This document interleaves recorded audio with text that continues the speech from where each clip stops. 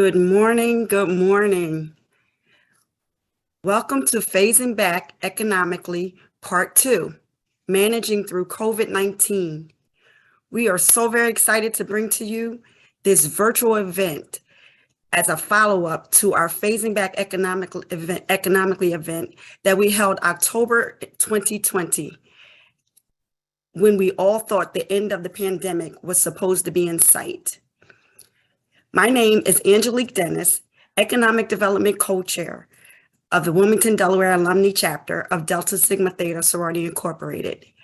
I bring you greetings from the statewide Economic Development Collaboration, which is comprised of the 4 alumni chapters: Dover Alumni, Middletown, Delaware Alumni, Sussex County Alumni, Wilmington, Delaware Alumni. So we hope that you enjoy this very informative event that we are about to bring to you. We hope that there are things that you can take away from this event, and that we hope that you also just really are engaged with this event. So please enjoy. And again, welcome to Phasing Back Economically Part 2. And now I want to introduce to you our facilitator of today. Dr. Rachel Silver is a member of Delta Sigma Theta Sorority Incorporated, the Dover Alumni Chapter, and serves as their first vice president. And she is also a member of the statewide Economic Development Collaboration. I bring to you Dr. Rachel Silver. Hello, everyone. Thank you so much, Angelique Dennis. I'm just going to share just a little bit about what we're going to be doing today, why you're here. National economic trends such as unstable employment and unemployment, the threat to Social Security as we know it, the widening gap between wealth and poverty are the basis for the development of the Financial Fortitude Program. And Financial Fortitude is the current economic development national initiative of Delta Sigma Theta Sorority Incorporated. It's comprised of 10 components, including goal setting, financial management, debt management, entrepreneurship, and more. So it would be befitting in these crazy times, of course, with the pandemic definitely impacting so many individuals and families' finances. It would be befitting that we connect our community and even ourselves with resources that will help us in these times, help us phase back economically. There are so many people that have had transitions during this time, and that is what this webinar will bring to you today. So let's review the agenda. We have, on the next slide, 4 amazing presenters today. Before they come, we're going to have greetings from our state coordinator, the state coordinator for Delta Sigma Theta Sorority Incorporated. I'm going to introduce you to our panelists, each of them before they speak. We're going to have some Q&As, and then we'll do some closing remarks. And it is very exciting because we have Jocelyn Wright, Carol Hubbard, Eugene Young, and Debbie Smith, 4 dynamic people that you are going to love hearing from. So before we continue, we're going to hear, again, greetings from our state coordinator. And actually, before we do that, we're going to put a poll up. Can I have our tech team just put a poll up for us? Because we want to make sure that you are engaged in this conversation with us today. So we're going to go ahead and put our first poll up. So where are you joining us from? What part of Delaware are you coming from? I'll give you a moment to answer that. All right, and then we are going to present the results. Let's see where we got 55% from Newcastle County, 18 from Kent, 9 from Sussex. All right, we have some Pennsylvania folks and some people who aren't even connected by state. So we have some others in the house as well. So welcome every single one of you. We hope that you enjoyed this event. And without further ado, we're going to have greetings from Tasha Butler, our state coordinator. Over to you, Tasha. Good morning. My name is Tasha Butler, and I am the Delaware State Coordinator. Delta Sigma Theta was founded on January 13, 1913 by 22 collegiate women at Howard University. Its purpose was to promote academic excellence and provide assistance to those in need. Since its founding, Delta Sigma Theta has clearly distinguished itself as a public service organization that boldly confronts the challenges of African Americans. For over 100 years, a wide range of programs focusing on economics, education, health, international awareness, and social action have evolved. In realizing its mission, Delta Sigma Theta has provided an extensive array of public service initiatives through its 5-point programmatic thrusts. Under economic development, the organization created a blueprint to address all aspects of personal finances, from goal setting, debt management, financial planning, home ownership, and entrepreneurship. Today, more than ever, we are focused on providing more visibility in this unstable economic marketplace. The pandemic has shown us that we are resilient as a people. However, we must continue to come together to educate ourselves so that we can continue to successfully maneuver during these uncertain times. It is my hope that each and every one of you in attendance today will walk away with yet another resource to add to your ever-growing toolbox. On behalf of Madison Holmes, who serves as the Delaware State Coordinator, she's the Delaware State Facilitator, and the over 600 women that make up the 6 chapters in the first state, I want to personally say thank you for joining us this morning.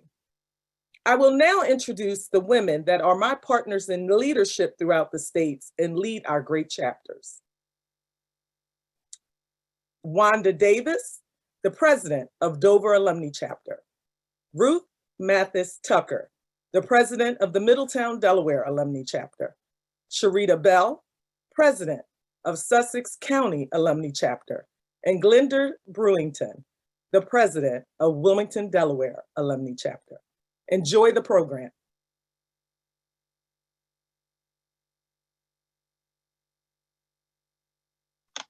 Thank you so much. We absolutely appreciate the leadership of our state coordinator, as well as our state facilitator and our chapter presidents. Before I introduce our first speaker, we have another poll coming up. So we're going to launch our second poll. So in just a moment, you'll see that second poll question coming up. We want to make sure that you are with us. So here's a fun question for today. On a scale from 1 to 5, what is your energy level this morning? 1 low, and in between, 5 medium, and in between are 10 high. If you add a 2, we're going to get you to a 10. If you add a 10, we're going to keep you there. But what's your energy level this morning? All right, I see in the chat, I saw someone say 6. All right, let's show the results. What's our energy looking like today?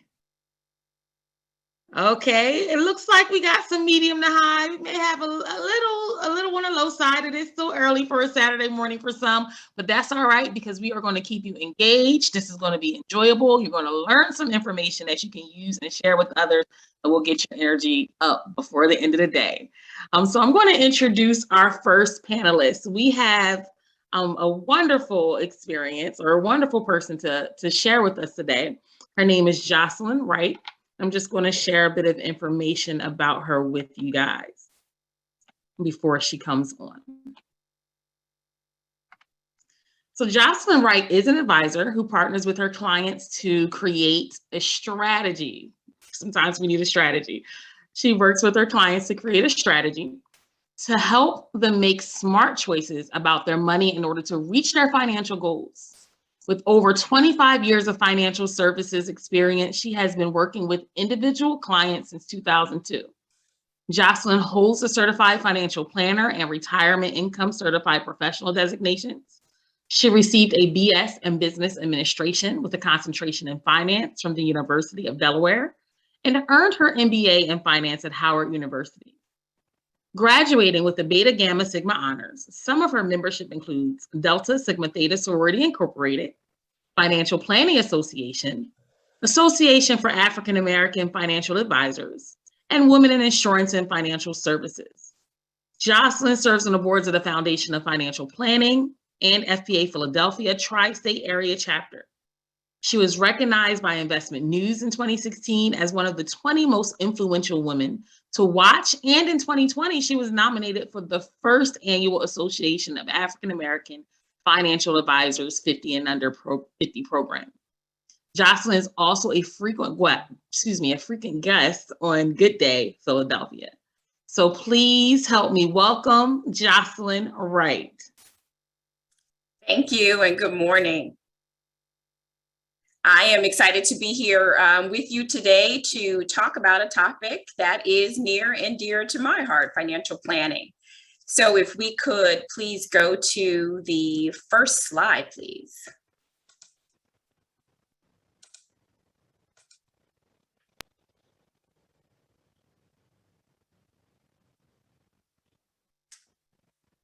All right, so today what I want to talk to you about is just a quick overview of what I'll be discussing. First, we will go into cash flow management, talk about financial planning, then talk about cash flow management, then saving and investing, and at the end, we will have a few minutes for Q&A. Next slide, please. When we talk about the subject of financial planning, we want to make sure that we understand that there are 8 primary components. Next slide.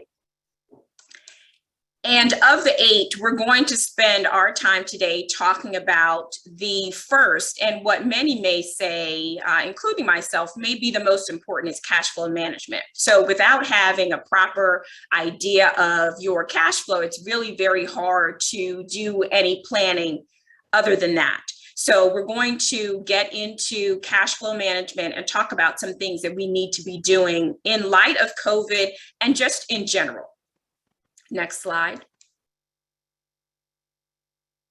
There's a saying that I always like to share with clients and when doing presentations is you can't out-earn bad spending habits. Just like with eating and exercising, you have a lot of personal trainers that say you can't work out bad eating habits. And it's very similar for how we spend our money. So you can't out-earn bad spending habits. Next slide. So now let's get into cash flow management. And what does that mean? So with cash flow management, next slide. Cash flow management is determining what your fixed and variable expenses are. And a lot of times I like to say, instead of a word that we like to call, other than cash flow management, is budgeting. And so budgeting really gets a lot of people defensive. So I normally say cash flow management instead of budgeting so that I don't, get people a little upset off the gate when we're talking about this very important topic. And when we talk about determining our fixed and variable expenses, what you want to be able to do is look at where your money is going. And fixed expenses, of course, are those things that do not change from month to month or period to period. So that would be your car loans, your mortgage or rent, those sorts of things. And then you have your variable expenses. And in a lot of ways, this may be where a lot of us will get into some cash flow problems. So that could be utility bills, credit card payments, entertainment, those sorts of things that will vary from period to period. And what I like to tell people is for a period of 30 to 60 days at a minimum, track where every penny that you have is going so that you see how much you're spending in and on various things. And this will help you to start to establish your budget. Also look at ways that you may be able to reduce expenses and put more of your savings to work. So it's always eye-opening when talking to clients and going over their expenses for them to see where their money is going. A lot of times there may be things that you may have on auto draft. It could be memberships to various clubs. It could be a gym or other things, some of the streaming services that aren't a lot, but they add up. And so when you look at where your money's going, you might say, you know what, I can cancel this particular service. It may only be $15 or $20 a month, but over the course of a year, that's going to add up. And then look at creating an emergency reserve. And this is very important, especially in light of the current environment that we're in. An emergency reserve is typically 3 to 6 months of living expenses. You may hear some people say 3 to 6 months of income, but either way, if you have 3 to 6 months of expenses or income, you're good with me. So if you want to say expenses, that's fine. And we know that with the impact of COVID, because so many people were out of work for such a long period of time last year, some people even went to say, you know, maybe we should take that amount up to 9 or 12 months. And that's going to depend on your current situation. So for people who may have dual income households, you may be able to go to the lower end of that because the probability of you both being out of work at the same time is lower. But for someone who is the breadwinner or the only person working in the household, you want to look at having more than less. And it's something that you're going to work to. It's not going to happen overnight.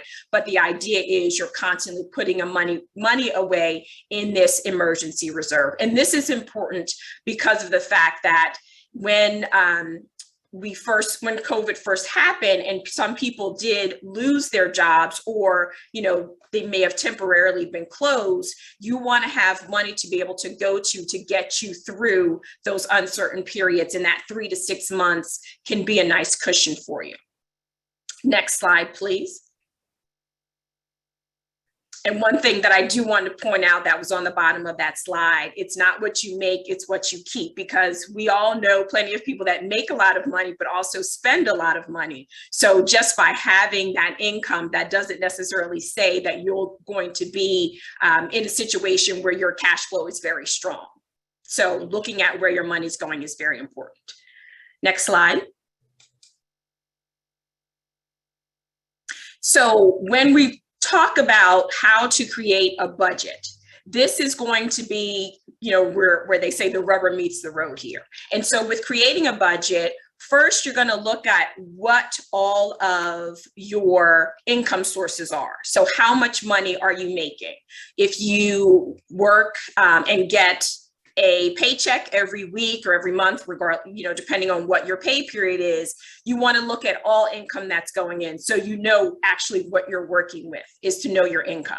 Then review your fixed and variable expenses. So if you haven't already, look at tracking what you're spending for about 2 months, 30 to 60 days. And then that will give you a good idea, keeping that in mind that at some periods during the year, it could be summer or around the holidays, some of your expenses may adjust because of, you know, holiday season or vacation in the summer if you have children and they're doing various activities during the summer months. So just keep in mind that some things may not always be the same, and there may be periods of time where those expenses may fluctuate, but you'll know that. Also, you want to look to trim wherever necessary. So where you see that there are areas where you can cut back, say that it's dining out or, you know, clothing, some areas where you are spending more than you should or that you feel comfortable, this will give you a good opportunity to start making some steps to start cutting those expenses. And then we want to align our income with expenses. And really what that's going to help us do is stop from overspending. So if we know we have income to meet those expenses, we should be in alignment and not be spending more than what we make. And include savings as part of your budget. Many of us have always heard the saying, pay yourself first. So this is where you're actually putting a line item in your budget for savings. And you want to make sure that you're always putting money into that category, whether, you know, a separate savings account for yourself, whether it's an emergency reserve or also, you know, you might be saving for some short-term expense. And then monitor and modify periodically. And this is important because, you know, things change. Your income may change, your lifestyle and situation may change. So you want to do this at least once a month, at least once a year, I'm sorry. And also a good time to do it too is when you have a salary increase. So if you're able to live off your previous salary, that means that the increase can go toward other things, savings or investing. Next slide, please. And then how to live within a budget. This is important because a lot of people don't know where to start. And there are different ways of living within a budget. You see here on the slide, there are 4 types of ways to put together a budget, but I'm only going to talk about the envelope method and the leftover method. The envelope method is really old school. So this is where you're living on cash. So you're putting money you categorize all of your expenses. So whether it's housing, entertainment, and so forth. Of course, we know that some things like your mortgage, you may have coming out automatically, but you make an envelope for each of those categories. And when you're paid, you put the money in the envelope and you take the money out as you're spending it. So, this could be a little more challenging because right now, a lot of us, we're using our card for most things. So many of us don't carry a lot of cash, but this really helps us to create discipline by having this envelope system, especially for things that are variable, like entertainment and dining out, those sorts of things. So if you put the money in the envelope as you spend it, and then once it's gone, it's gone. So you have to make sure that you don't take money from another envelope, that whole robbing Peter to pay Paul type of mentality, and only spend within what is in the envelope. So when you go over that amount, you have to wait until the next pay period when you put more cash in there. And that really helps to create discipline. And then the other is register method, receipts, and then finally is leftover method. This is where you have already, where your money is going. So you have all of the category, everything is sort of in autopilot. So what you're saving, you're setting aside, that automatically goes to your savings account, and all of your bills are paid. So you actually spend what's left over. And so that's where they get the idea of the leftover method. So this does not require as much discipline as the envelope system, but it does make sure that you know where your money is going so that these things are in alignment. Next slide, please. And so what I've provided here is a monthly cash flow worksheet with all of the categories, general categories, and some underlying expenses within each of those categories. And this, you can just go through, put down what your income is, because that's where you start, what your income, and then go through to see where the money is going, and see if you have money left over, or if you're in a deficit. Certainly, if you're in a deficit, you want to review and make changes as needed.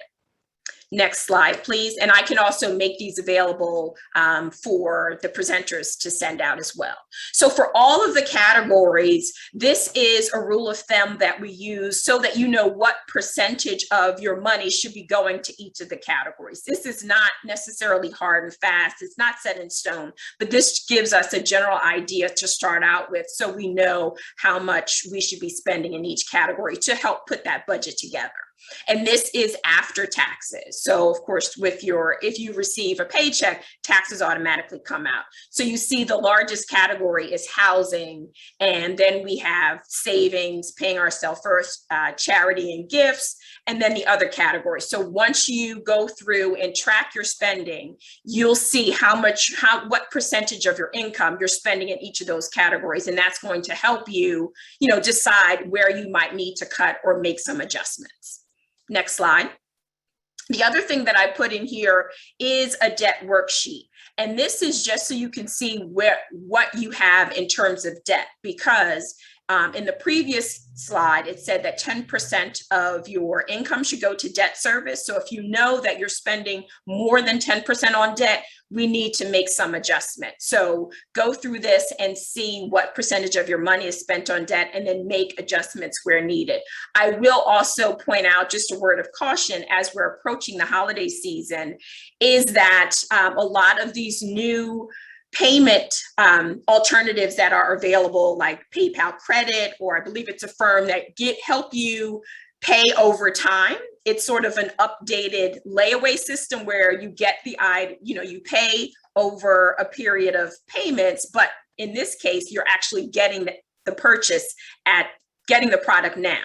So those things add up. So you want to make sure that as you're making these purchases, you know that those monthly payments are going to add up. You're not putting yourself in trouble. So create a line item in your budget for holiday spending, or, join the Christmas club and put money away throughout the year.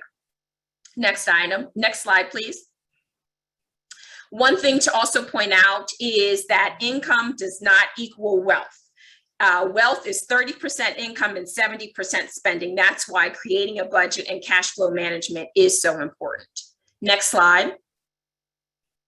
This is a worksheet that will help you calculate your net worth. And net worth is the difference between what you own, your assets, minus who you owe, your liabilities. And that difference should be positive. And this worksheet will help you go through that. And that's going to change periodically. And we know that within the last year and a half with COVID, there has been a lot of talk about the Black wealth gap. And so for Black families, the wealth gap is 10 times lower or more in some cases than the average white family. So this is an area where there's been a lot of attention lately. And so next slide.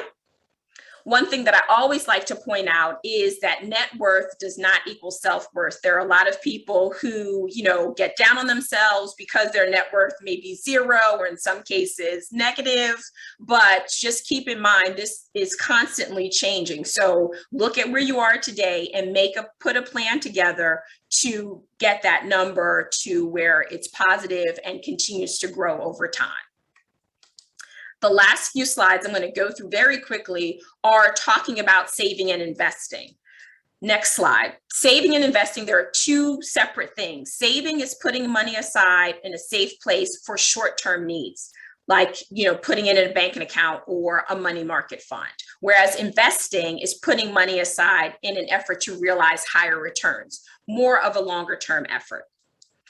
Next slide. We save for emergencies, things like vacation or short-term goals, something within the next, year or, year and a half. Whereas we invest for longer-term goals, retirement, college, things of that nature. And then this last slide I want to show is how do we go about savings? How do we make it fun? The 52-week savings challenge, many of you may have seen it during the beginning of the year with a lot of New Year's resolutions. It comes up where they talk about, what we can do to save. So this really gives us an idea of putting $1 aside for each corresponding week of the year. And at the end of that year, you're going to have a little over $1,300. And this is important because there was a study that was done in 2019 prior to COVID that said that most Americans cannot withstand a $500 shock, meaning that we didn't have $500 in savings to withstand a $500 emergency without having to borrow or go to someone, put it on a credit card. So if we do this, this will give us over $1,300 at the end of the year. And what I did, simply because we know that with New Year's resolutions, we're all gung-ho at the beginning of the year, but by say mid-February, we've lost a lot of that enthusiasm. So I have, starting with the highest amount, the $52, and then working our way down. So that even if you started in mid-February, you would be closer to that $500 than if you started with $1. And if this amount is, too low for you, just multiply that by any amount that you want to, and that just helps to increase what you'd be setting aside. Next slide, please. All right, so before you invest, two things to remember is get a handle on your cash flow, build your emergency reserve, and pay off your expensive credit card debt. Credit cards have very high interest rates if you're not paying them off, sometimes in the, the teens or even 20% or more. So just by paying off that high interest rate credit card debt, you're actually saving money in the long run. So look at that. And then ways to start investing is participate in your employer-sponsored 401k or retirement plan. It could be a 403b or others if you're eligible. Open up an individual retirement account. It could be a Roth or a traditional account, and also invest in taxable accounts. And that concludes my presentation, and I will answer any questions that you might have. Thank you so much. So if you see on your on the bottom of your screen or from your phone, there is an opportunity. You have a chat box and you have a Q&A box. And so just type your questions in that Q&A, and then we can have Ms. Wright answer them for us. This is some great information.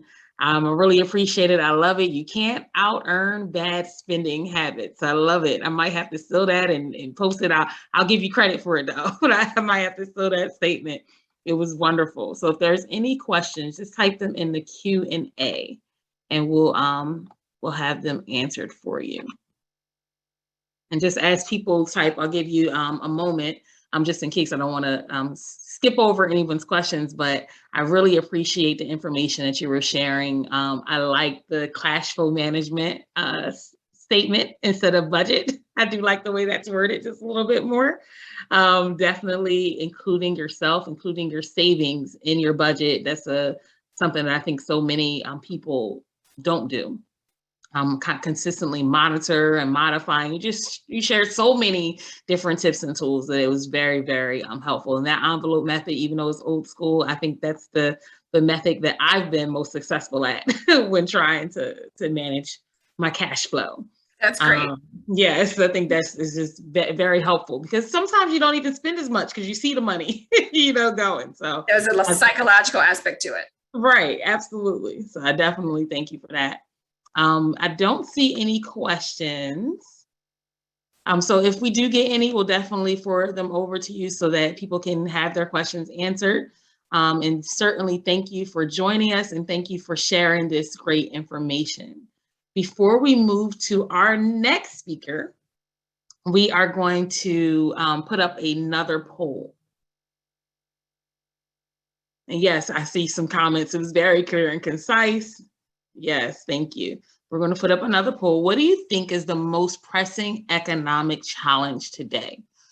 So what do you think is the most pressing economic challenge today? I'll give you a moment to answer that. As you guys answer, another tip I liked was, or not tip, but statement I like that was shared was, income does not equal wealth. So be encouraged, keep monitoring, keep making those changes, and we can get towards those goals. And so let's show what the result is of our poll. Okay, 29% said employment or unemployment. And I'm going to add underemployment, even though that's not on there. A lot of people have that as well. Inflation, 18% of people. Supply chain, 12%. Another high one was slow growth wages, 24%, and then healthcare costs, 18%. So as you see, across the board, there are a lot of economic challenges that we are facing today. And so we definitely want to make sure that we continue to connect with resources. And inflation and income, certainly. I see someone from in the chat stating that. And so our next panelist that we have up is Carol Hubbard. Now, Director Carol Hubbard, she was appointed as Secretary of the Delaware Department of Labor on January 21st, 2021 by Governor John Carney. In that role, she oversees and manages divisions that provide diverse employment services to Delaware workers and employers. Prior to her current position, Carol held several roles in state government, including leadership positions with the Department of Services for Children, Youth, and their Families, Health and Social Services, and Administrative Services. She also worked with the U.S. House of Representatives as a legislative assistant for Tom Carper. Please welcome she's a lifelong Delawarean. She attended Dover High School, Hampton University, Temple University School of Law. She lives in Wilmington with her daughter, Quinn, and she is one of my sorors. So please welcome Carol Hubbard. Over to you, Carol. Hi, good morning. Thank you so much. I appreciate being asked back. I attended the first session, and I'm always amazed with Delta Sigma Theta. We always tend to be first when it comes to community and service. And so it is my pleasure to be here to talk a little bit more about what we do at the Department of Labor, what's happened since COVID, and news you could use to help yourselves, your communities at this point. We all know that COVID has been a really devastating, had a devastating impact on our state. And, for many months, the Department of Labor, our offices had been closed down probably for 18 plus months. We have now reopened. We call our American Job Centers are now reopened for business, and folks can access us. We're asking that folks now make appointments to come in because we want to make sure we're controlling the number of people in the building at any one time and ensuring that things are safe and that we are able to social distance appropriately. I just want to take a couple minutes to talk a little bit about the Department of Labor in general. I think when I was here before, I talked a lot about unemployment insurance because that was really where folks were struggling. A lot of jobs had been shed. I will tell you that 72 to 75% of the people who lost their jobs at the beginning of the pandemic had a 12th grade education or less. So that represented a large population of folks in the state of Delaware. And so at our peak, we were paying claims out to about 65,000 claimants. So we were inundated at that point. But we've turned the corner in many ways, and COVID has really created a new environment for employment. So folks can come in now on an appointment basis, come in and register. We've upgraded our resource rooms. We have new cubicles that are CDC compliant. We wipe them down after every use. Part of COVID required that we figure out how to do business differently. And so we have a lot more online and virtual services than we had before. We've created outreach tools for job seekers and employers to contact us, and they're now available on our homepage of the Delaware Job Link, and I'll give that address a little bit later.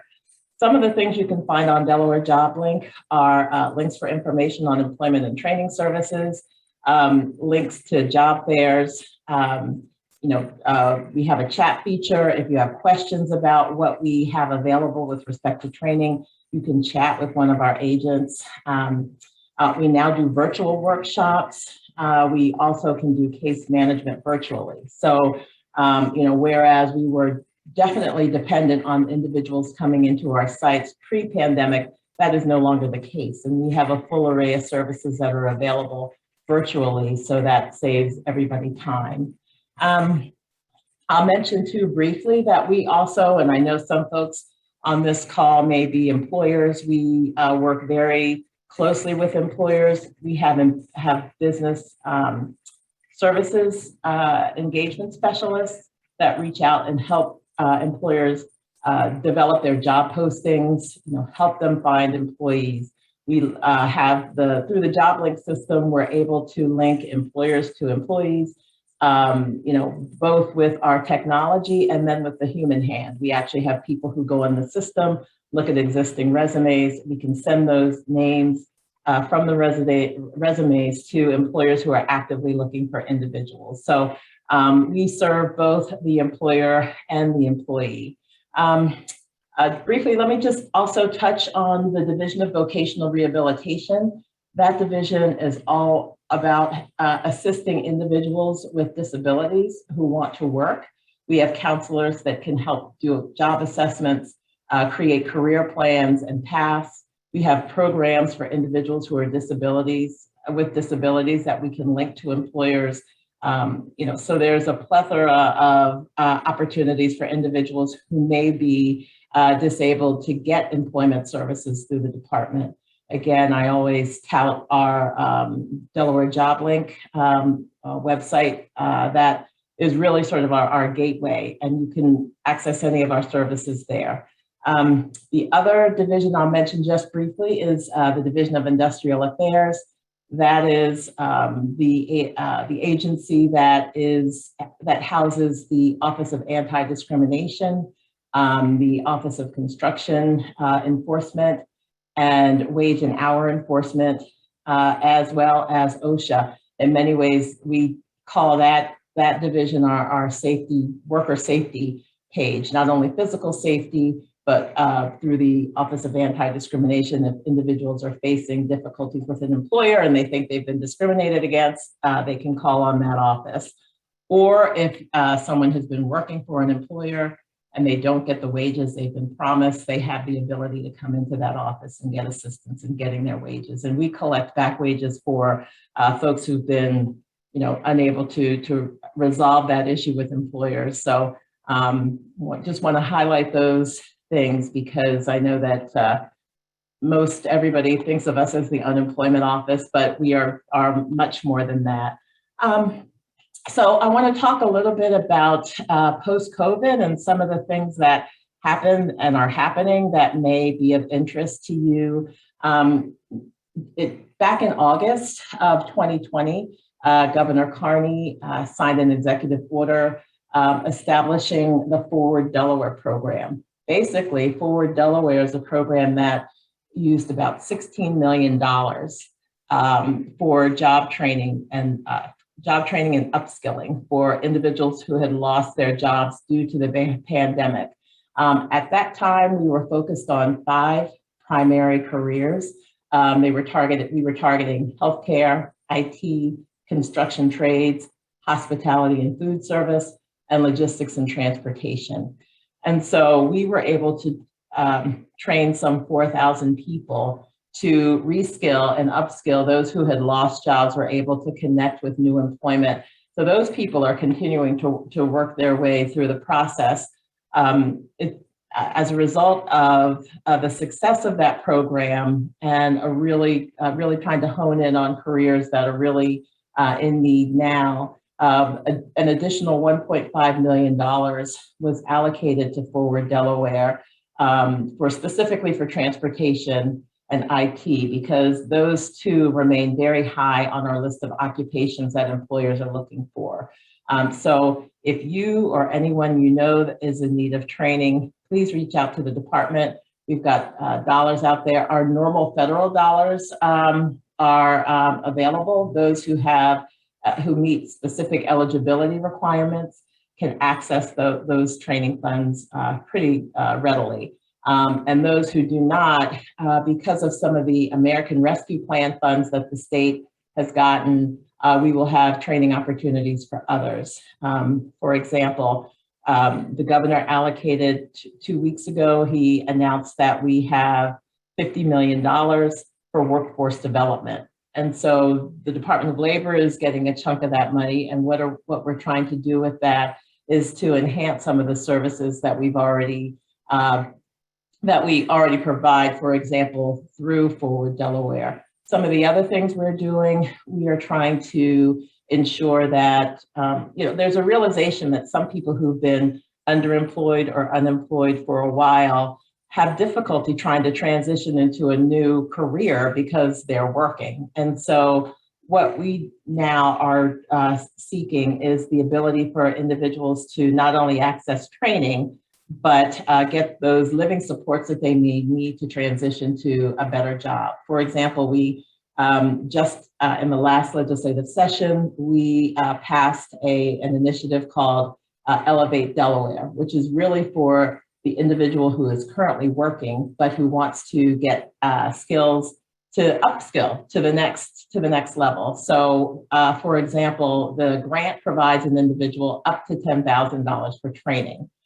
If that individual chooses a training course that is $7,000, they are able to take that additional $3,000 and use that for life supports, like whether it's rent, food, transportation, childcare.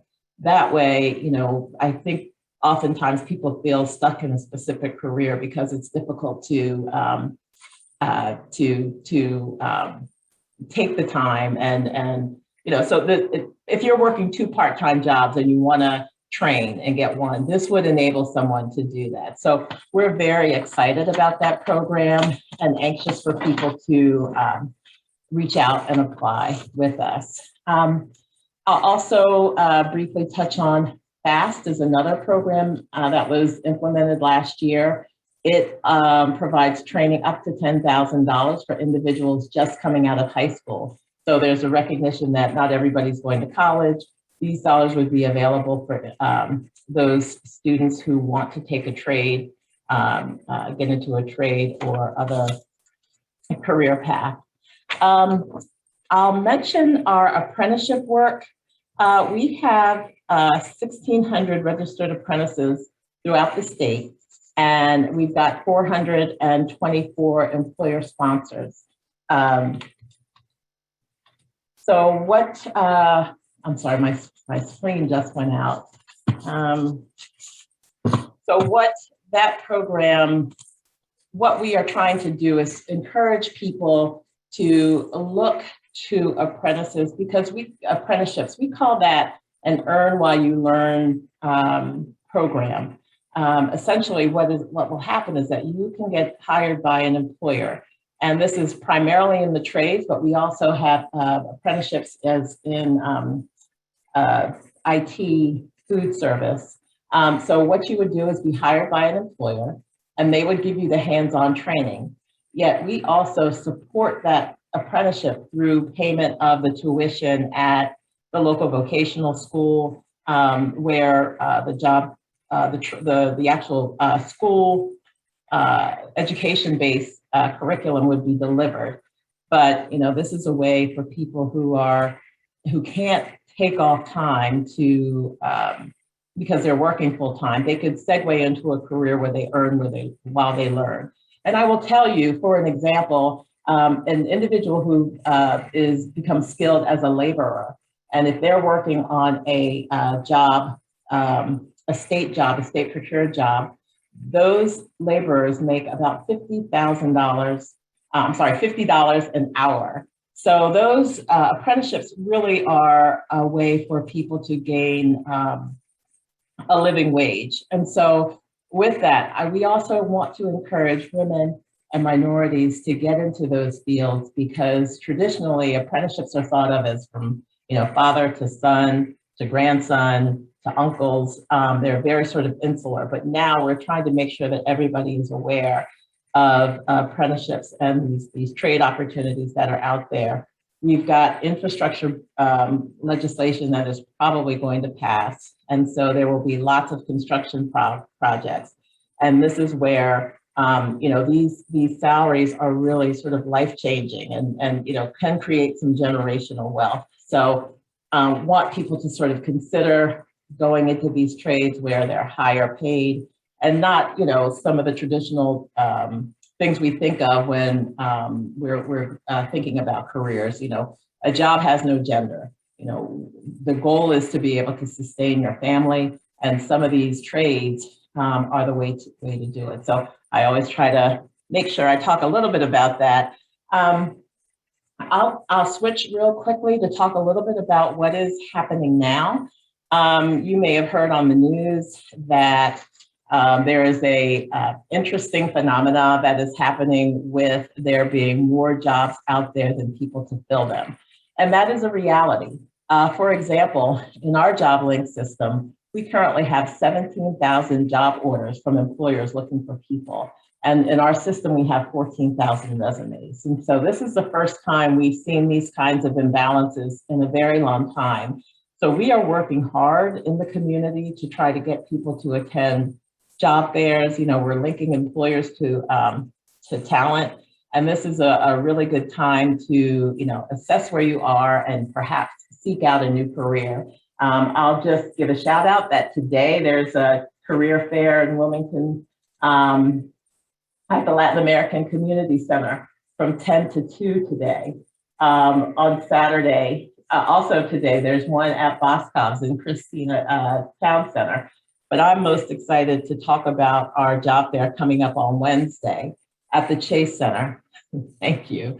This is a very exciting time. There will be over 140 employers there who are ready to hire and ready to, give jobs on the spot. So please spread the word. If you or anyone you know is looking for a job, please have them come out. It'll be a great opportunity for you to find very good employment. Again, the phenomenon is now that more jobs than there are workers, there are better salaries to be had. So, just a quick note about getting out there to this job fair. Our job fairs are always listed on our website, joblink.delaware.gov. If you go there, that's sort of the gateway to the services, the employment services that we have for our state, as well as any services involved in the Department of Labor. So with that, I don't know how to do it on time, but wanted to wrap that up. And again, I'm grateful to be here, and I'm open to responding to any questions that you may have. Thank you so much. We do have a couple questions. That was some awesome information. It's always wonderful to know the resources that we have available to us. The first question that we have is, what should you do if you can't find a full-time job because people look at your resume and think you're overqualified and don't give you an opportunity to discuss the job opening and what salary you would be willing to consider? Thank you for that question. That is something I used to hear a lot in the past. I think now employers are so in need of talent that I have not heard a lot of people getting that response lately. That in my mind has been an excuse in the past not to bring on folks, but again, I think there are more opportunities out there than ever. So please, don't be dissuaded by that. Please come to the job fair. There are other positions available. I will say one thing you may want to do is when you go out and interview, you'll want to tailor your resume to the job. You know what your skills are, but you really want to focus on what you're applying for and outline the skills that you have that meet that employer's need. So, again, we hear that from time to time that you're overqualified. Just really be careful in tailoring your resume and your conversation with the employer to what that employer's needs are. Thank you so much. For the Elevate Delaware, is that available for people who have full-time jobs as well, or just part-time, 2 part-time jobs? It is available to anyone who is working. So, full-time job, part-time job, please reach out. We'll get you information about Elevate Delaware. All right, and I don't see any other questions. If you guys have questions, certainly put them in the Q&A, and we'll try to circle back or get those answered for you. Thank you so much for the wealth of information that you shared. So many resources that are available. Definitely the virtual resources allow a lot more people to be reached. So we're thank you for all that you do. Thank you for sharing with us and for continuing to just help us in this community during these rough times. Well, thank you so much for having me. All right. Before we go to our next speaker, we do have, I believe, another poll. Yep, we have another poll coming up. Which choice most closely matches what phasing back economically means to you? Which choice most closely matches what phasing back economically means to you? Economic relief, life returning back to normal, small business recovery, access to government programs, investments and savings. Let's see what was chosen.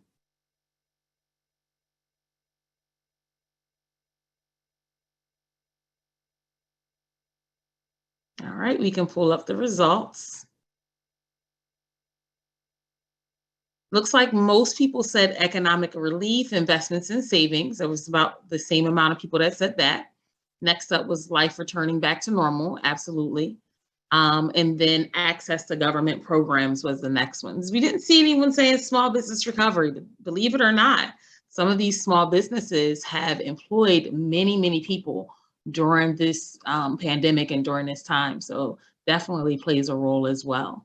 So our next speaker that we are going to have with us today is Eugene Young. And I am just going to pull up his bio. I'm so excited to have him. Director Eugene Young Jr. was appointed to the Delaware State Housing Authority cabinet position by Governor John Carney and confirmed by the Delaware State Senate in 2021. DSHA is the state's housing finance agency and the planning and community development agency, as well as the public housing authority for Kent and Sussex counties. Prior to being appointed to his current position, he served as president and CEO of the Metropolitan Wilmington Urban League since 2017, and he did serve well.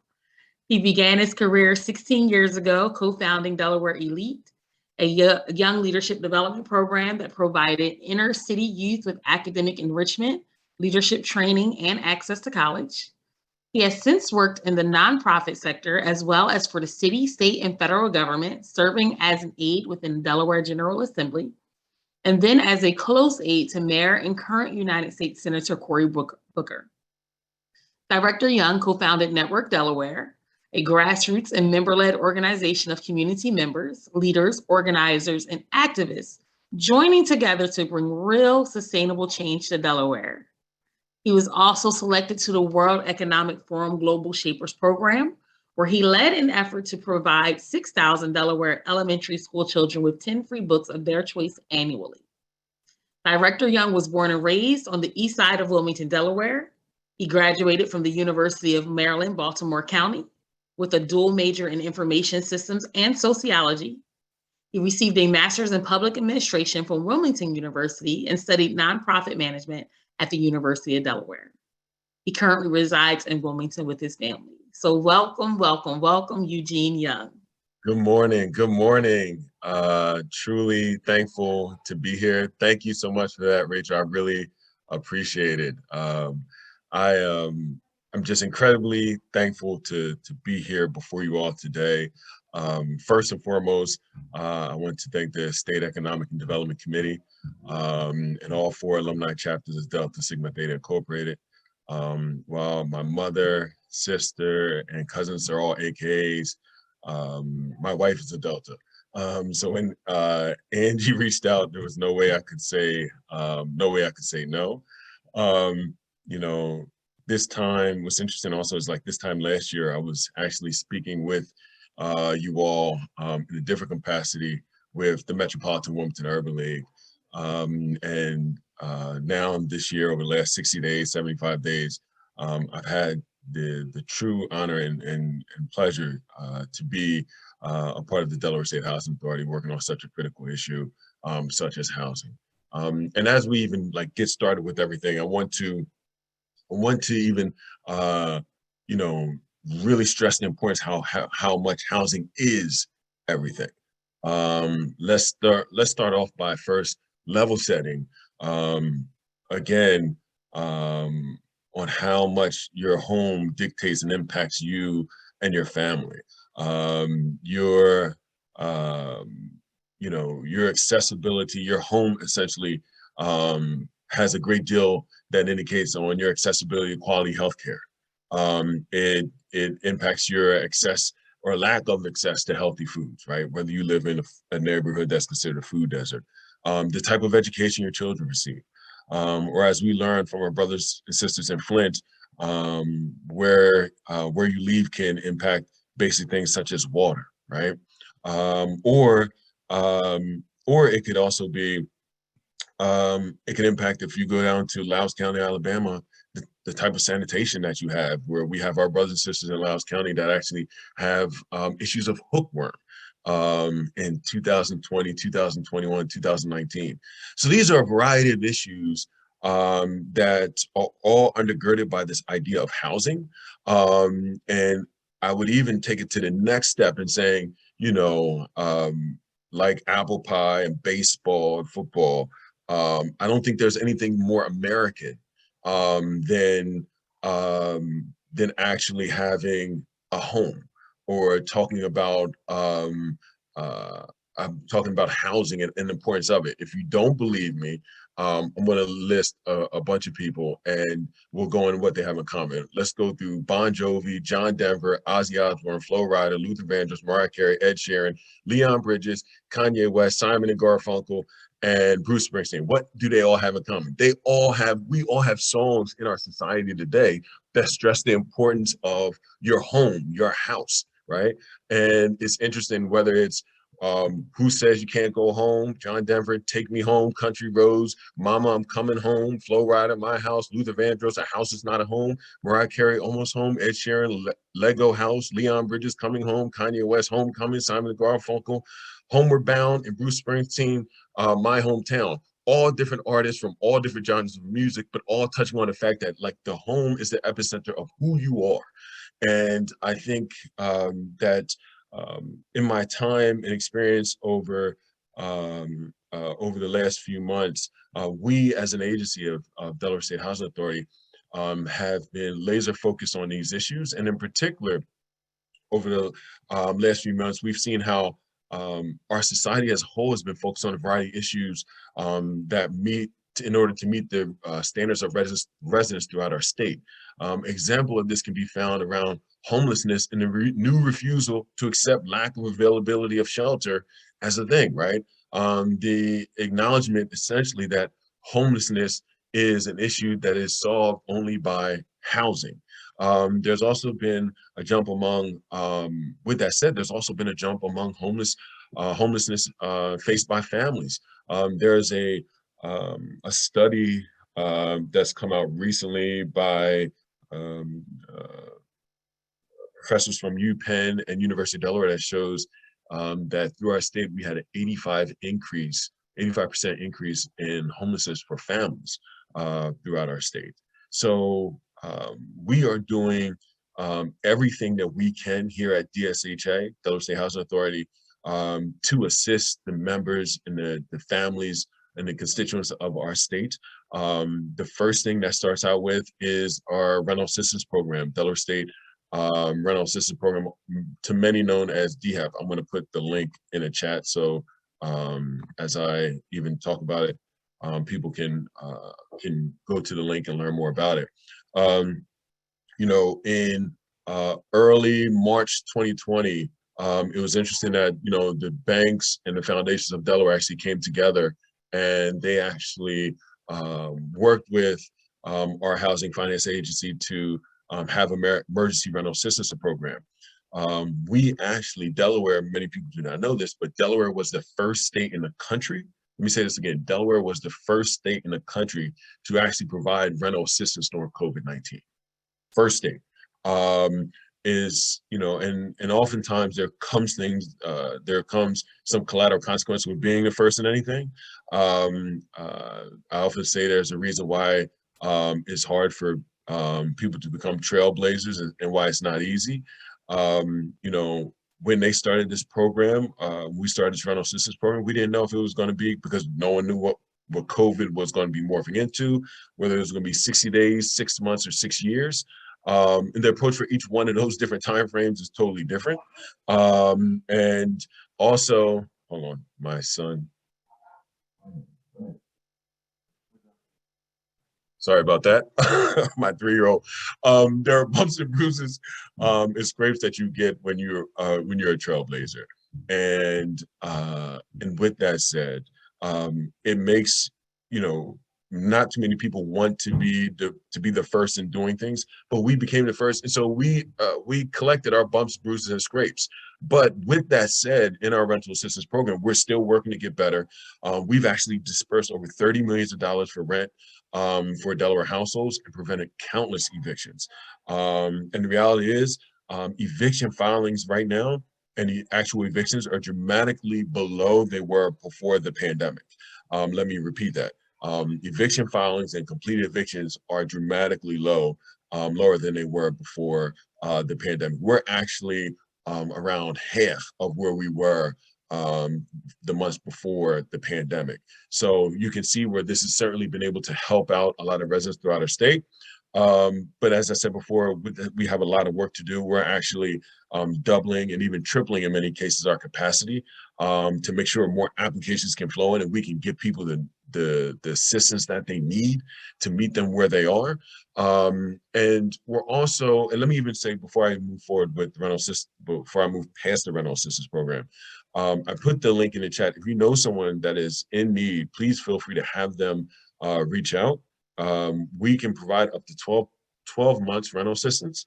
We also provide utility assistance as well. Especially in a time like this when we're walking into the fall and the winter, we don't want to see anyone on the street, period. But we definitely don't want to see our family members, close ones, relatives, and constituents of our state out on these streets when there's federal dollars to be able to keep them in their homes. So that's first and foremost. You know, and as many of you already know, on the longer term of policy issues, many of you already know, fair housing issues now are much likely to be overt discrimination. As you know, we think about the civil rights and things of that nature in the 60s, how MLK, when he went to Chicago and focused on housing issues and discrimination, it's not as much overt as it is the policies that are ostensibly fair but have gross disproportionate impact on Black families. You know, you have things such as source of income discrimination, like where you receive your money from. If you receive a voucher, you have many landlords that have that will say in many cases that they are not accepting third-party vouchers. Tenant screening issues. These things come up often around how people are able to get quality housing. And so we as an agency are focused on the policy implications of that and trying to do everything we can to assist more families to be able to get in this quality of housing that which they need. These barriers also greatly impact our ability to address housing issues collectively in certain communities. And also the climate that we're in right now was very interesting.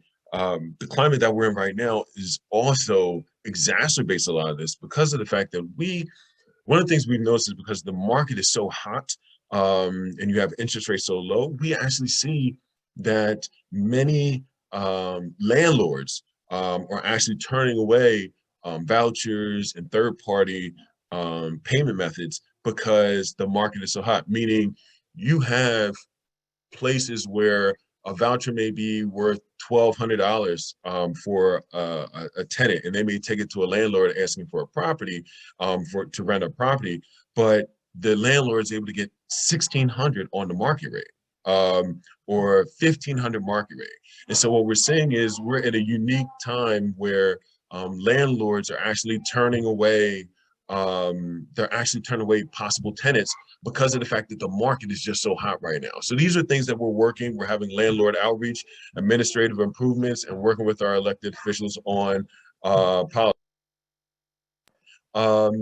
Also, we have long-term goals centered around quality of development and making sure that we're just not churning out units, but we have to make sure it's quality, lasting, and housing that's well integrated into the existing environment.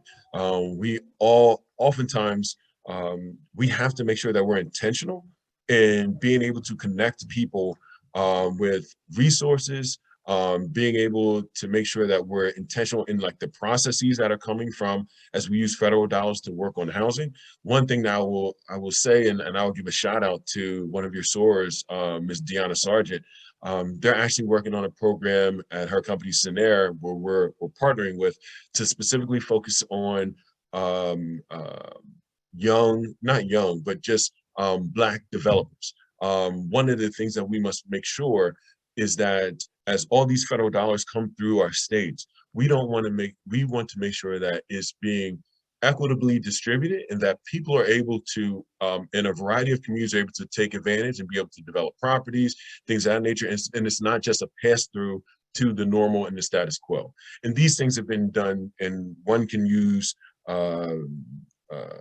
you can go back and look at even going back to FDR and the New Deal, and how federal dollars being passed through, while it was supposed to be a good thing intended for all of society, there were municipalities and local governing authorities that were able to make sure it was targeted just to specific groups. Our goal is to make sure that we're able to have equity across the board so that people are able to take advantage and to become developers and work on and put up quality housing, and also be able to make sure that people from neighborhoods where work is being done are able to actually be involved in the work within their neighborhoods, because this helps us to go full. It helps us to go full life cycle in regards to being able to make sure people are paid and working on homes, and also helping them to be able to afford those houses in which they're working on, if they so care to take those next steps. And then lastly, DSHA, we're doing a lot of great work. I am truly thankful for the team that we have. But we're also looking for more amazing individuals that want to help in this journey to efficiently provide and assist others to provide quality, affordable housing opportunities and appropriate supportive services for low and moderate income Delawareans. So we're looking for, long story short, we're looking to hire. So if you have a housing background, or if you're involved in, development, or you want to get in this space, we are certainly looking for more amazing people to add to the fabric what is our agency. And we believe that that can help us and make sure that we're able to serve even better the community in which we have. Overall, I believe in the line that says, your roots, ROOTS, determine your routes, the ROUTES. Let me say it again, your roots determine your routes. And one's ability to have quality housing and live in an area where they feel safe, where they're able to be productive, where they're able to raise their families, has a fundamental game changer in the lives that they're able to live and the work that they're able to do moving forward, not just for them, but future generations and moving forward. I welcome the opportunity to continue working with you all as we solidify and strengthen these roots, so we can have even better routes for our communities. So thank you so much for your time. I'm truly appreciative, and I look forward to working with you. Thank you so much. We appreciate it. Are there any questions for Director Young? You can definitely put them in the Q&A if there are, but we certainly appreciate you coming. I know that just the beginning and looking at our perception, because I would have never thought of water quality and sanitation. And of course you think about education of your children, but there's certain areas I wouldn't even considered when thinking about housing, and that even accessibility to healthcare. So thank you even for bringing that to our minds and our forethoughts. I'm truly thankful for the opportunity, and I was here last year, and I'll be here anytime you all ask me. These are important issues, and I'm thankful for Delta Sigma Theta for being a trailblazer and making sure this information gets out to people that need it the most. So thank you. Thank you. And even not only the things that you guys are offering, but even the things you're still working on getting, like looking at the landlord turning away vouchers, the programs you're even implementing and working on now. We really appreciate it. I don't see any questions in the chat. Okay. Or in the Q&A, but definitely if any come out, we'll reach out to you and ask them. Indeed. I'm here. Thank you so much. All right. We do have another poll before we bring up our last but not least presenter for today. So we're going to bring that poll question up. And as that comes up, I hope your energy levels are just still flowing well. On which topics / trends or areas did you come to learn about today? So go ahead and answer that. Which topics, trends, or areas did you come to learn more about today? So we have this poll up. If you're on Facebook or in another area, you can most certainly put them in the chat or in the comments as well on those sites. You can definitely put that out. All right, but we're going to pull up our results for those in our Zoom world. So budget and finance was 63% of individuals. General resources, 42%. Housing resources, 16%. labor resources and trends, 37%. So definitely we got a good plethora of things that you wanted to learn about today. And it seems like so far we're definitely hitting on the nail with answering some of these questions and providing some resources. Even utility resources has been shared. So next up, we do have Debbie Smith. And Debbie Smith is special to me because she's in my chapter. She's one of my sorors, but she has a beautiful background. She is an accountant by profession. She has over 20 years of accounting experience that spans from government to banking, hospital, and utility industries. She's a multi-talented professional who embraces a challenge to achieve organizational goals. Debbie is a Delaware transplant by way of the military. She earned a Bachelor of Science degree in accounting from the University of Southern Mississippi and a Master's of Business Administration from the Delaware State University. She is a member of the Dover Alumni Chapter of Delta Sigma Theta Sorority Incorporated, where she is serving as chair of the Internal Audit Committee.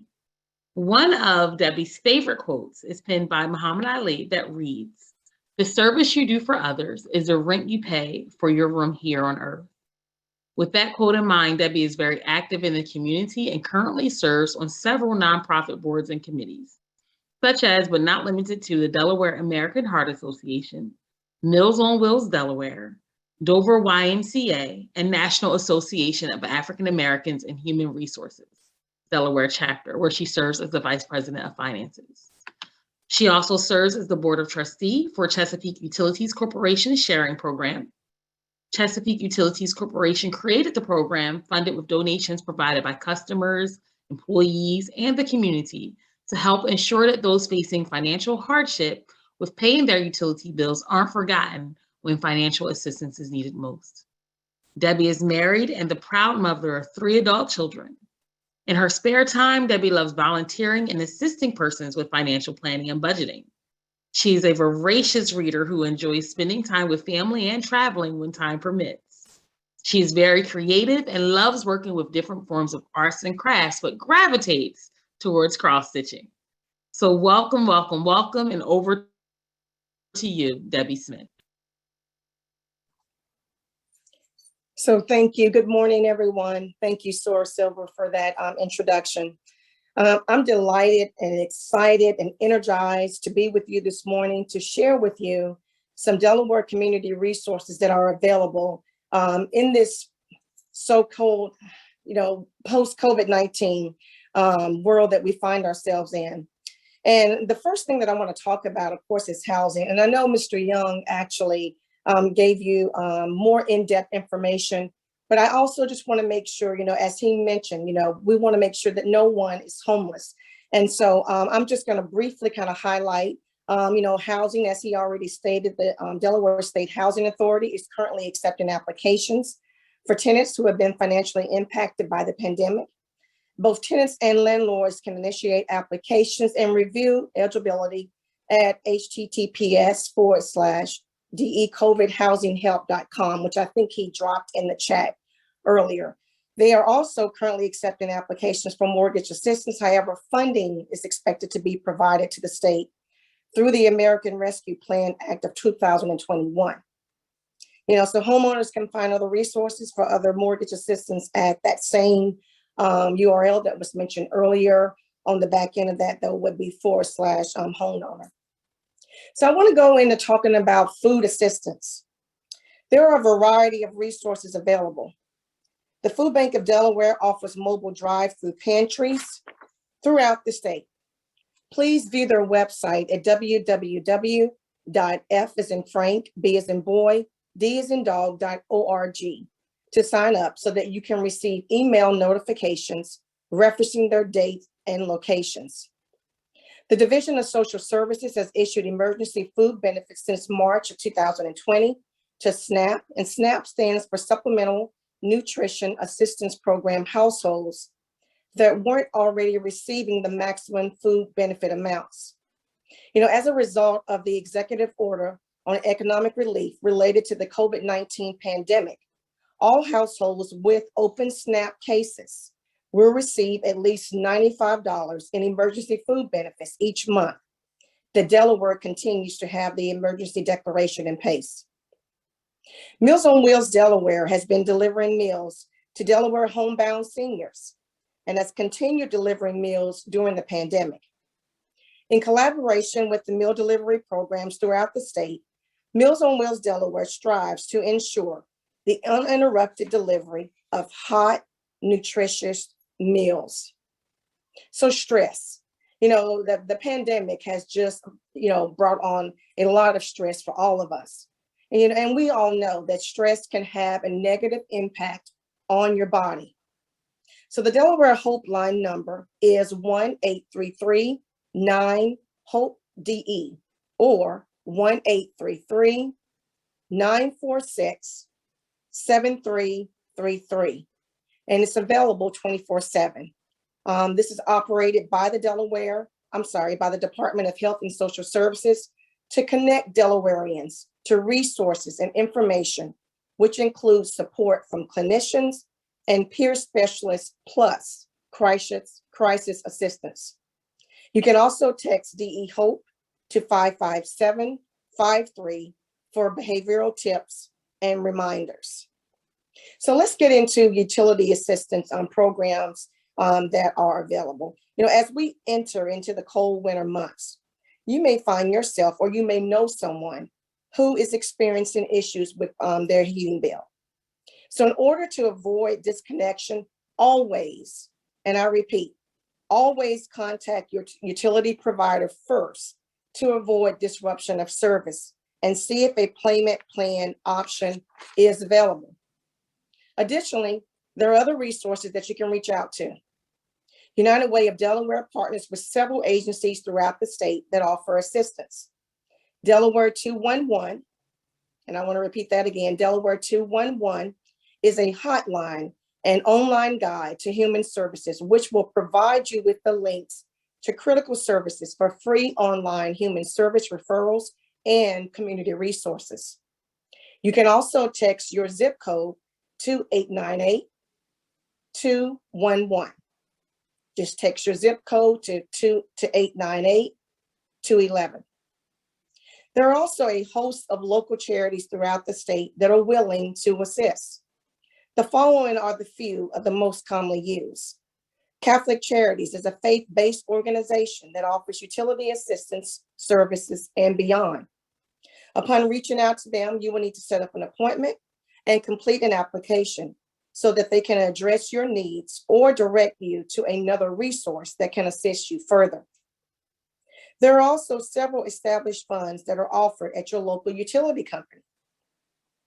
The Salvation Army, a Christian church, and an international organization offers utility assistance through various programming through disaster relief and emergency support system. The Delaware Energy Assistance Program, which is also called DEAP, DEAP, is a federally funded program for low-income families that need help in meeting their cost of home energy. The Division of State Service Centers administers this program on a contractual basis along with Catholic Charities Incorporated. Funds are provided by the U.S. Department of Health and Human Services under the low-income home energy assistance program, also referred to as LIHEAP. Fuel assistance is provided through the period of October 1st through March 31st. Household grants to income eligible households are also included. Another fund that's available is called the Good Neighbor Energy Fund. This fund is specifically for Delmarva Power customers. Delmarva Power partners with the Salvation Army to provide energy assistance to their customers who are located in their service territories. This program is designed to help those who are experiencing financial hardships and are unable to pay their utility bills. So Chesapeake Utilities Corporation, which is actually the arm of Chesapeake Utilities Sharing Fund. This fund is managed by a board of trustees consisting of Chesapeake Utilities employees, which I am a member of. And this is also to assist Chesapeake Utilities and Sharp Energy, which is our propane side, which is our propane asset, income eligible customers who need assistance with paying their heating bills. Several grants are offered to include a COVID-19 grant that was recently added last year to assist those who have been impacted by COVID-19. Weatherization Assistance Program, this is very, very important. And I put this in here because, a lot of times, even if you are trying to seek assistance, the one way to make sure you keep your heating bill low is to make sure your home is properly weatherized. So the Department of Natural Resources Environmental Control offers a free weatherization assistance program to help establish comfortable energy-saving homes. The program helps owners and renters cut their energy bills by weatherproofing and improving the energy efficiency of their homes. The onset of the pandemic has added a lot of stress to everyone's life. While stress can affect one's mental and physical state, it is important to practice mindfulness and exercise to keep the mind, body, and soul in sync. Mindfulness involves breathing methods, guided imagery, and other practices to relax the body and mind and help reduce stress. It is so important to remember that help is always a phone call, a text, or a click away. Let your fingers do all the work.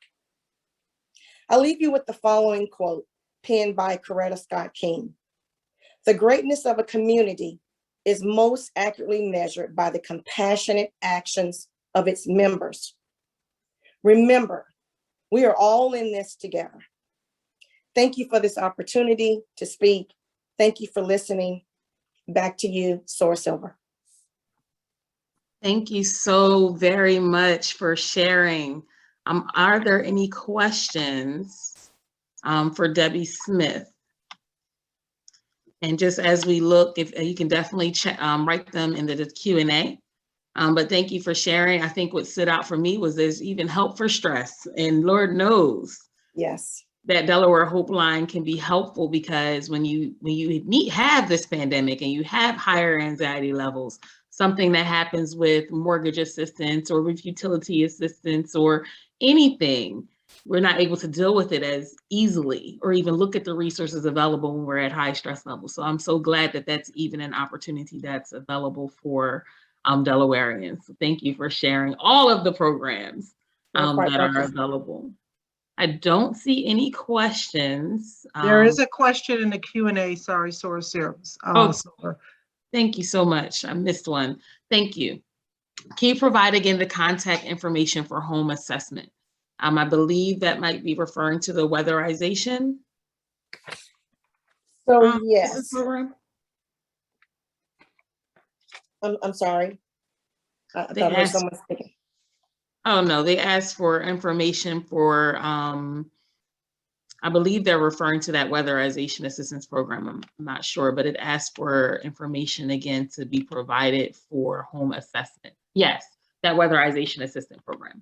Right. So if you go out and visit the states at de.gov and actually select on the DEAP program, which is the Delaware Energy Assistance Program, you will be able to get more information on that. I mean, it's a plethora of information out there on the website to assist Delawareans in every facet of just, everyday and ordinary living. Okay. Do you know if the program includes roofing? That's a question. I do not. I believe because it's actually under LIHEAP, my guess would be that it's actually more so directed towards utilities. Got you. So more weatherization, but definitely on that DEAP website, and I'll provide some more information, and I'm sure contact information as well. Is the DMAP assurance one time only? The DMAP assurance. Or DMAP assistance, rather, I think. DMAP. I think DMAP, the Delaware State Housing Authority. Yeah, the DMAP program that that's the mortgage assistance program, and we're actually in the process of revamping it. It'll probably come back open over the next, I would say, maybe 60 to 90 days. So we're working on the technical size of it, but I'm not sure by one-time only. It will be long-standing as well, to be able to provide long-standing support. I can't be specific in regards to like one-time only, but I believe if you've already applied for DMAP in like previous iterations earlier in 2020, you'll still be able to apply for this upcoming program that will be pushing out, probably going into like early 2020. What's that? 2023, 2022. Yeah, so 2022. So you'll be able to apply there. And if you have any questions, you can also email me. I'll put my email address in the chat as well. Thank you so much. And for those who are viewing, not in Zoom world, that's Eugene Y at DE. It's no, it's okay. It's a tongue. It's tongue. It's Eugene, EUGENEY at destatehousing.com.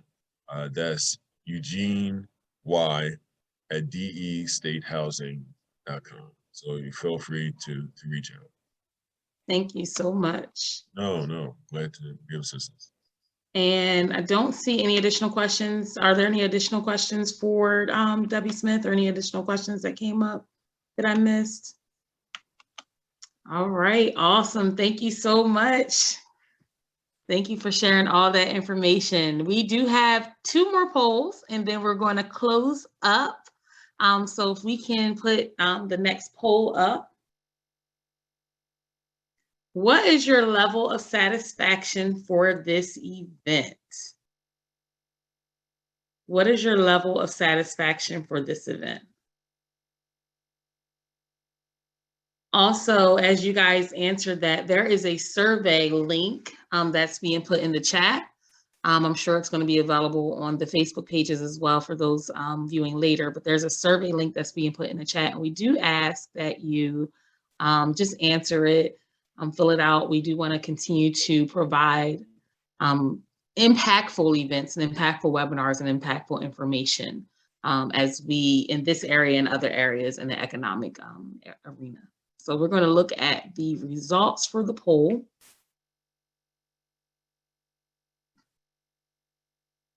High, okay, so 93% were a high level of satisfaction. So I'm glad to hear that.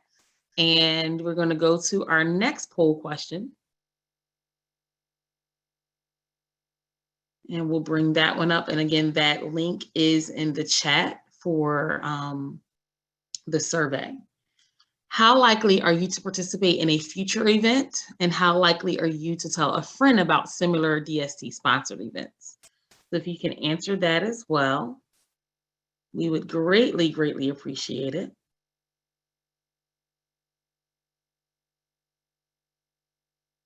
And then we'll go ahead and bring that those results up. All right, awesome. 77% highly likely, 15% very likely to participate in the future. And then as far as telling friends about it, 46% are likely to tell a friend. So we're glad to hear that, because there's definitely information that we don't want to hold in secret. We want to make sure that as many people who can learn or hear about this information and these resources are able to get the information. And we want to also make sure that they are able to share it with their friends and family as well. So we certainly thank everyone for coming out today. We hope that you had a wonderful time. You heard from a financial expert, Jocelyn Wright, who shared that you can't out-earn bad spending habits and the importance of creating a strategy for that cash flow management. You heard from Director Carol Hubbard from the Department of Labor, and she shared a plethora of resources, some virtual opportunities that are available, transitioning careers, a lot of resources that are available for people, whether you are working or you're not working.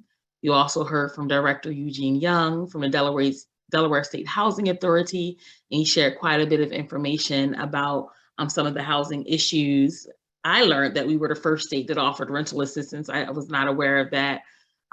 He definitely shared some different resources that are coming up for landlords and tenants And so we just got a lot of great information, you know, and they are also looking to hire people who have housing backgrounds to assist. And then you also heard from Debbie Smith of Chesapeake Utilities, who shared a lot of resources as well, from housing assistance to mortgage assistance, food banks and food assistance, stress help, that Delaware Helpline or Hope Line, utility assistance program, free weatherization, and much, much more.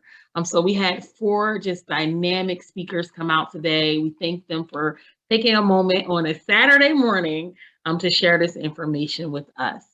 So please, again, don't forget to fill that survey out.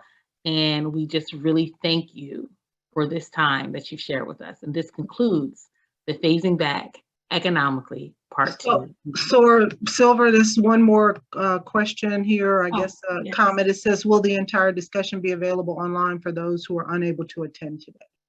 Absolutely. This was streamed with Wilmington chapter of Delta Sigma Theta Sorority Incorporated, their YouTube channel. This was live streamed, so you can see it there. It is also on the Facebook channels of our chapter. So the Dover Alumni Chapter, Wilmington Alumni Chapter. If you go to Middletown Alumni Chapter, Sussex County Alumni Chapter, they will be, some of them are available or will be available on their Facebook pages as well. So you can actually go back and stream, you can share it on your pages so that other people can see it as well. Absolutely. Thank you for that. All right. Well, you guys have a wonderful day. And again, this concludes the Phasing Back Economically Part 2 event. We look forward to seeing you next time.